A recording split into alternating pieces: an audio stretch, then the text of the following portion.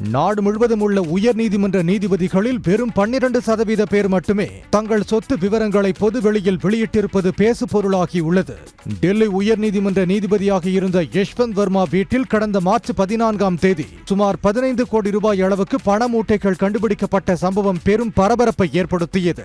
இந்த சம்பவம் இந்திய நீதித்துறையில் வெளிப்படைத்தன்மை குறித்த விவாதத்தையும் உருவாக்கியது. அதனைத் தொடர்ந்து உச்சநீதிமன்ற நீதிபதிகள், உயர்நீதிமன்ற நீதிபதிகள் தங்கள் சொத்து விவரங்களை அதிகாரப்பூர்வ இணையதளத்தில் வெளியிடுமாறு தலைமை நீதிபதி சஞ்சீவ் கண்ணா உத்தரவிட்டார். அதன்படி உச்சநீதிமன்ற நீதிபதிகள் 33 பேரில் 30 பேர் தங்கள் சொத்து விவரங்களை வெளியிட்டுள்ளனர். இதற்கு நேரெதிராக நாடு முழுவதும் உள்ள 769 உயர்நீதிமன்ற நீதிபதிகளில் வெறும் 95 நீதிபதிகள் மட்டுமே தங்களது சொத்து விவரங்களை வெளியிட்டுள்ளனர். சென்னை உயர்நீதிமன்றத்தில் பணியாற்றும் 65 நீதிபதிகளில் வெறும் 5 நீதிபதிகள் மட்டுமே தங்கள் சொத்து விவரங்களை வெளியிட்டுள்ளனர். அதே நேரம் கேரளாவில் 44 நீதிபதிகளில் 41 பேர் தங்களது சொத்து விவரங்களை வெளியிட்டுள்ளனர்.